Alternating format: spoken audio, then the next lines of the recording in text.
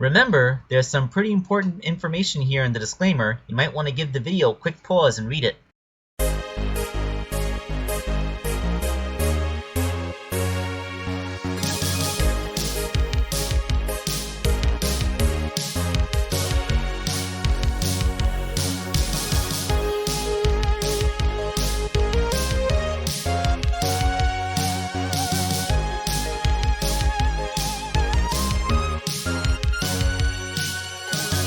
Hello my friends, this is Wake Angel 2001 coming at you with a quick personal project which came together in literally 2 days.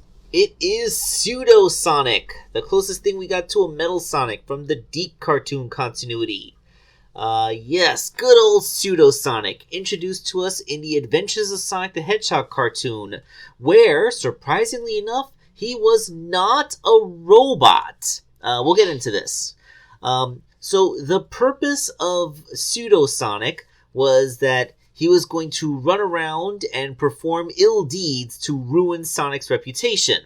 The fact that the robot comically does not look very much like Sonic at all was not really addressed in the show, but it's not like we can really say that they wouldn't overcome, that they would, it's not to say that this is something that was out of the ordinary, so I'm trying to meander into, because, at some point, Shadow, Silver, they were mistaken for Sonic.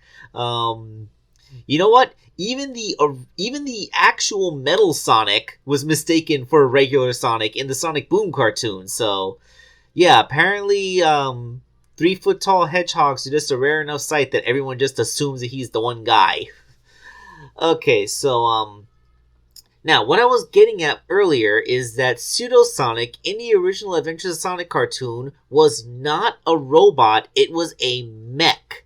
That's right, it was a piloted mecha, piloted by this little rat guy who was being blackmailed by Dr. Robotnik into controlling the robot, because, his parents were kept prisoner by Robotnik, and if he didn't do the things, then Robotnik would, hurt his parents.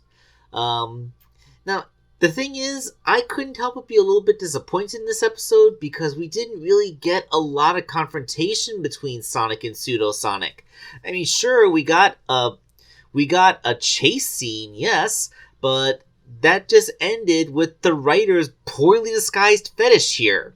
When they crashed in Poison Flower Valley, the rat pilot, and Sonic got infected with the poison flowers, which caused their bodies to inflate like balloons and get all itchy.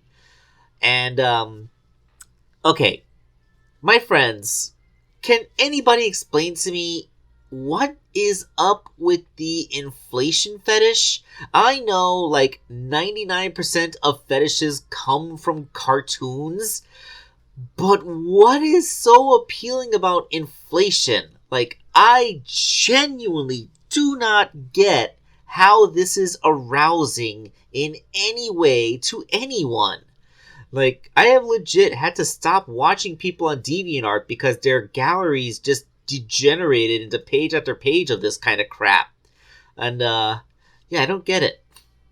But yeah, that was pretty much the disappointing end of the Pseudo Sonic confrontation in the cartoon, although he would also make appearances in the Archie comic. Of course, the initial appearance in the Archie comic was pretty much the same as the cartoon. Sonic got infected by poison flowers, although here they at least made it look a little bit more like he had a rash rather than, just doing the bloating thing.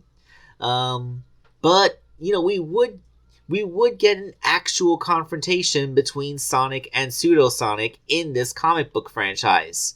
The robot would actually... Oh, and he was a robot here. There wasn't a pilot this time. Actually lamented the fact that he never actually got to meet Sonic for a confrontation, and he ended up getting defeated by Tails and his static electricity. It's kind of funny that, you would say that it's kind of pathetic that a robot doppelganger of Sonic is defeated by something as mundane as static electricity, but it is a good foreshadowing of Tails' cleverness, because, early in the comics history, like, they didn't really have the whole boy genius angle written in for Tails yet, but it's good to see, like, they were hinting at it already. So yeah, like, Sonic and Pseudo Sonic actually got to confront each other on the island of Forgotten Badniks, where all the classic era Badniks from the original video games went after Robotnik retired them. And, like, we at least got a satisfying confrontation between the two of them. I mean, Sonic won, of course, but, it's good to know that these guys actually had a proper fight before the end. Okay, so let's make the toy. Now, the base figure of this comes from a care package sent to me by Sparkle Wolf. They sometimes send me packages of random fodder figures like damaged toys and things. And in one of the packages was a dismantled Mario. Apparently there was a flaw in this Mario where the two halves of his body didn't fit together very well. So, they just dismantled the figure the rest of the way and sent me the parts. I was able to modify the body so that it would actually clamp back together. I had to sand down the pegs because some of them were too long, apparently. But, that's, the modifications to the body were actually super, super light.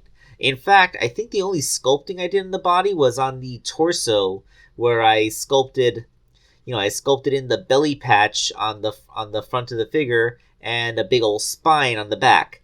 Since this is Deke-style Sonic, he has just one big spine coming out the middle instead of two small spines. And since it's Pseudo Sonic, there's no tail, because Pseudo Sonic didn't have a tail. Now, the head, I'm actually really proud of. It started out as the Uncle Chuck head that I made in Tinkercad, and I modified it so that it would look more like Pseudo Sonic. That is, giving him a better, like a more Sonic-y shape to the eyes, changing up the nose, because what is up with that nose? It looks so weird. And and of course the big smile, which I would paint the sharp teeth into. And I did do a little bit of hand sculpting. I simply couldn't figure out how to make the brow ridge in Tinkercad, so the brow ridge is the one thing that I sculpted by hand. Once all the parts were made, it was just a quick repaint job later. He's all blue and, Sonic colors. We all know what color Sonic is. And then, putting the head on the body to make, Pseudo Sonic. The Mario body, it actually is the perfect shape for the stockier look that the Pseudo Sonic had. Because Pseudo Sonic just, he has big, stocky, mechanical limbs. Like, he just looks like a big, clanky, pots and pans robot. Which kind of fits the Deke aesthetic perfectly. Like, don't get me wrong. Like, there's a lot of things you could say for the character designs on the Deke cartoons. Sleek was not one of them.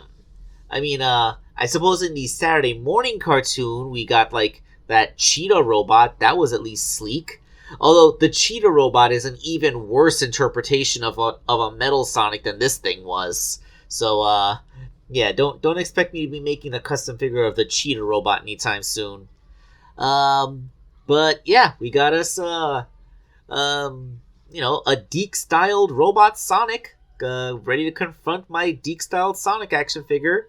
And I still really want to see official Deke Sonic figures somehow.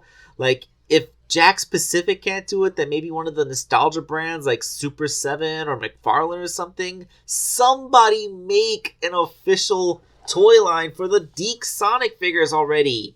I mean, do I have to do it? Who do I have to go to pitch this? Like, is there any, can I like go to Sega's headquarters somewhere? Like, do they have a branch where I can actually make a pitch to their CEOs? Like, I mean, this is the perfect time for the nostalgia market. These cartoons are 30 years old. Anyone who watched these cartoons as kids is, like, older now and has all that spendable income, myself included. So, I don't know. I mean, you don't even really have to rely too much on the nostalgia market, because I know for a fact that the Adventures cartoon, at least, is available on Netflix. So, there's a younger audience that probably is watching this show currently. But I don't know. Maybe the Sega just has some kind of really big spite on this thing. Alright, I'll leave it to Sonic to take us out like he always does. Thanks for watching the video. Oh, hey everybody, it's me, Sonic! Sonic the Hedgehog! Just here to remind you that if you haven't already, make sure to hit that like button. And for even more amazing customs, don't forget to subscribe to Wake Angel 2001, because between you and me, they're way past cool.